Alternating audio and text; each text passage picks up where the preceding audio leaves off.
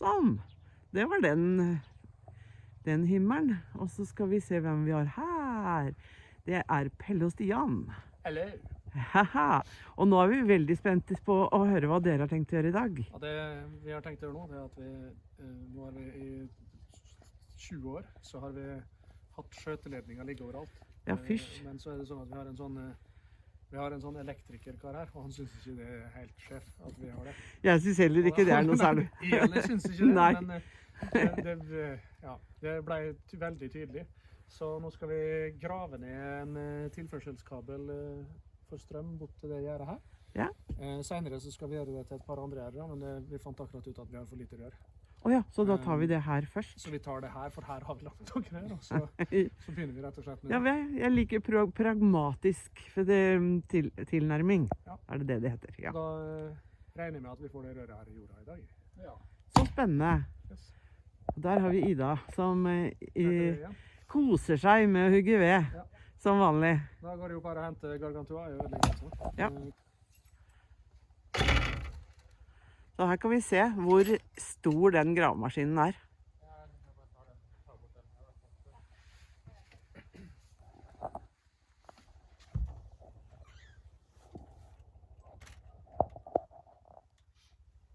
Gløder en gammel diesel litt. Ja, det må få lov til å få i gang sin gammel kropp.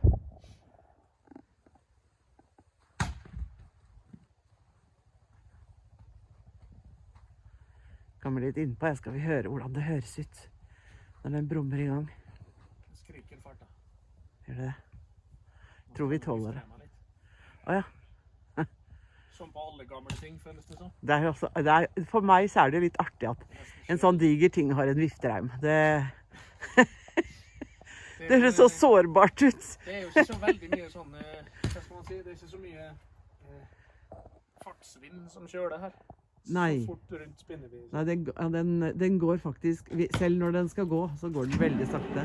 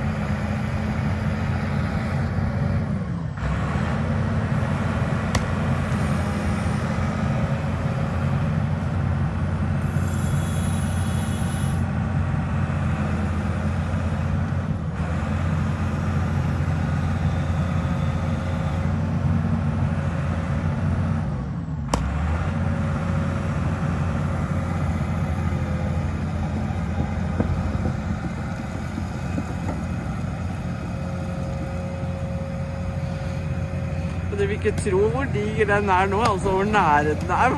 Og det er ganske skummelt. Woohoo!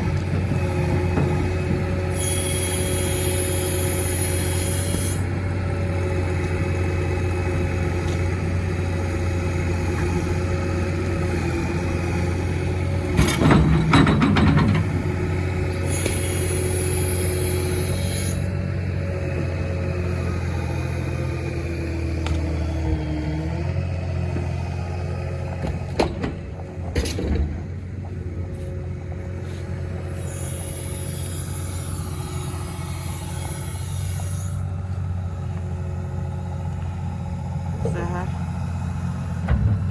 Den er over en halvmeter dyp, den grøfta. Og det er ikke klippet noen ting. Det er bare den tida dere har sett nå, som den garamaskinen har brukt på å grave den grøfta.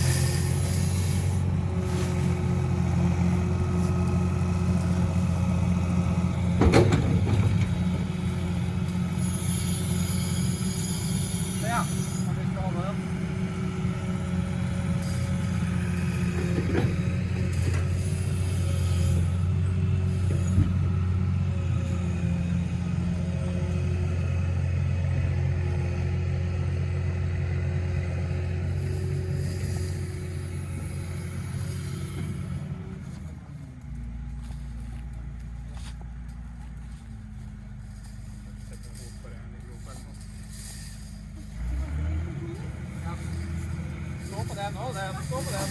Stå på den, hold den. Hvordan går det læringen her, Bjørn?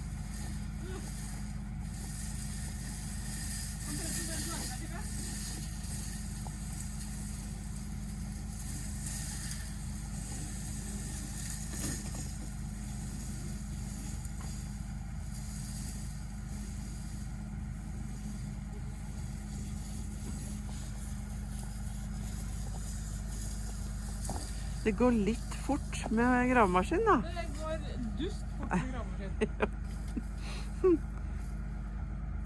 Det har tatt et kvarter, kanskje? Ja, han begynte å grave etter at jeg var i gang med å fôre. Ja. Og nå har jeg jo alt på video, så timingen har vi jo dokumentert. Så vi kan se på videoen etterpå og se hvor lang tid det tok. Så skal det dekkes igjen, og det tar vel kortere tid kanskje til og med. Vi får se. Spennende. Hvor nøye han er med å trappe. Han pleier å være ganske nøye når han fyller igjen full. Ja, det er sant. Ikke grav til meg da, Per.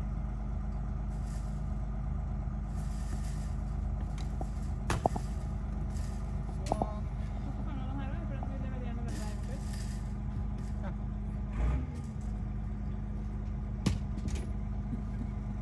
Hva var det? Den der veieren så skal dra Å ja, den forsvinner inn. Ja, det var lurt. Lukke i tiden med veien, men det kjenner ikke å grave ned.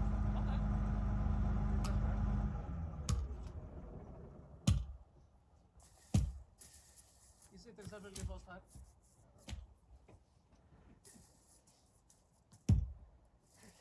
Ikke så lett å få de der maskinkjørerne ut av maskinen sin. Nei. Nei. De får ikke betalt for å gå. Nei. Best er hvis du jobber på en byggeplass, hvor du har de der store heisekranene, og du får en person som sitter oppi der til å komme ned og kjefte på deg. Da har du gjort noe jævlig. Når du ser han kravler ned alle de stigetrinnene. Og bare faen, Det er sånn, eller boom. Sånn, og da dere skal ikke fylle igjen med en gang da, kanskje?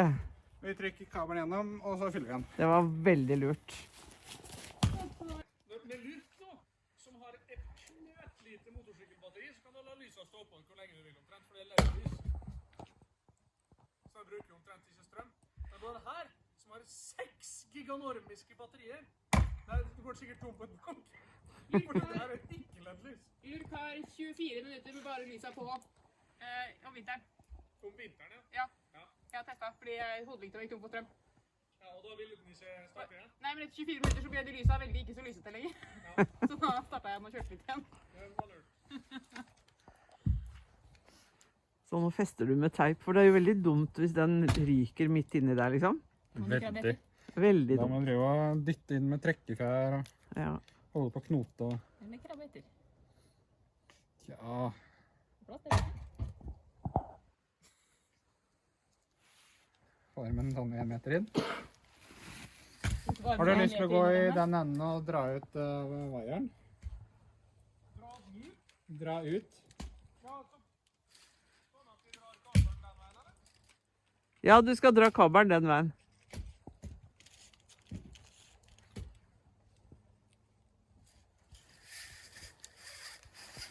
Yay, se den forsvinner.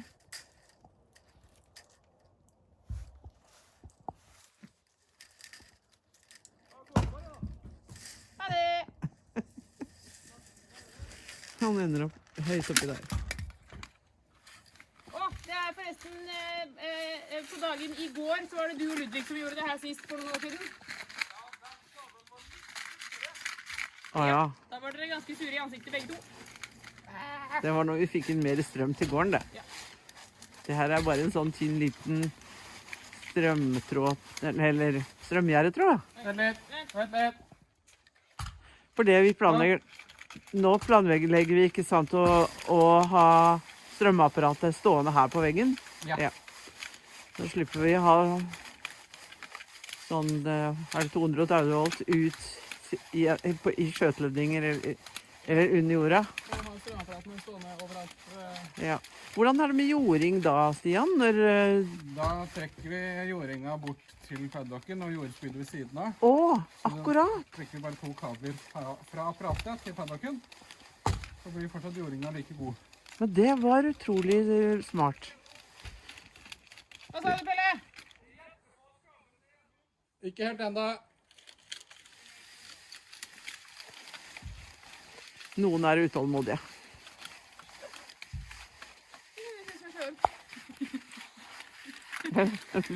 Ja, se på den. Ja, der er den gjennom. Nå blir den lett av, nå slapp han å gå. Jeg kommer og henter deg med lurk, eller? Og så er det bare en sånn stolpe Ja, som står opp som er det som halvtrykk, så at det er som et sånt selvforfyllende drikkepær, liksom. ja, Men det er bare stolpen som har et alkohol på bakken. ja. Men de sier at det funker ikke i brønnene. Nei, Det funker i Danmark. det er veldig vanskelig å ha automatisk vanning når det blir 30 minus. Vintervanning her funker fint. Vi har jo klart det i 20 år. Ja, Ja. det er tungt og dritt og vanskelig, men det funker helt fint. Ja. Og så går det på skift. Og det som jeg pleier å si, slangen fryser ikke, det er vannet inni som fryser. Ja. Så man må bare være flink å tømme slangen. Og nå er hestene våre så vant til å drikke av dette. Ja, Og så får de til drikke av drikkeklart. Det er skikkelig. ja det er sant. Det er jo sånn kjempepolitiker i Syden. Ja. Ja.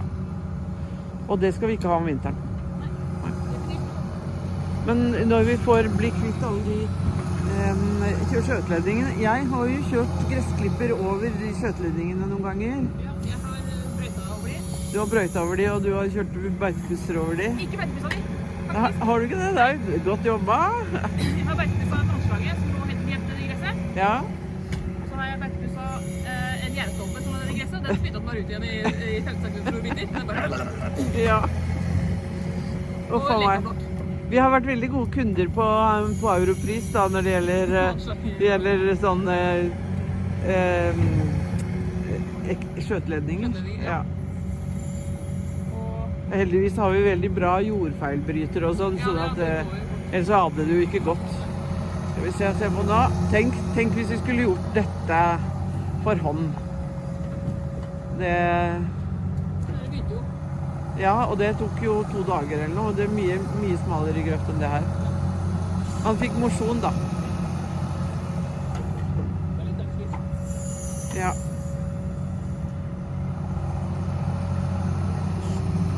Ja, det er ikke lenge før dette er helt fint. Så det skal vi ta litt film av i morgen, tenker jeg, for å se hvordan det ble når vi blir ferdig. For nå skal jeg inn og hermetisere kjøttkraft. Så da ses vi i morgen når det gjelder det. Se her nå. Nå har Pelle og Stian lagd ledning i rør der. Ned gjennom hele veien ned her. Gjennom Stalltunet og ned til Stavre der hvor det er strøm. Der skal strømapparatet stå. Du ser det er litt rotete her gjennom. Det var fordi det skal jevnes ut. Vi lager terrenget sånn at det er innebygde grøfter. Sånn det blir sånne søkk hvor vannet kan renne om våren. Så renner det dit vi vil, uten at det blir dype grøfter som ikke vi klarer å klippe med plenklipperen. Sånn at det blir fint allikevel. Og her ser vi der hvor han gravde her om dagen. Her blir det både grøft og strømtråd ut til gjerdet. Og da, sånn som de har gjort her nå, vil dere se at de har Stian som er elektriker, for han kan dette her. Han har lagt opp sånn at der er det et strømapparat som står der, og det er den ledningen som går ut i gjerdet. Det er ikke 230 volt, men det er da den lavenergi, men høyspenningstråden som går ut til gjerdet og holder spenningen oppe der.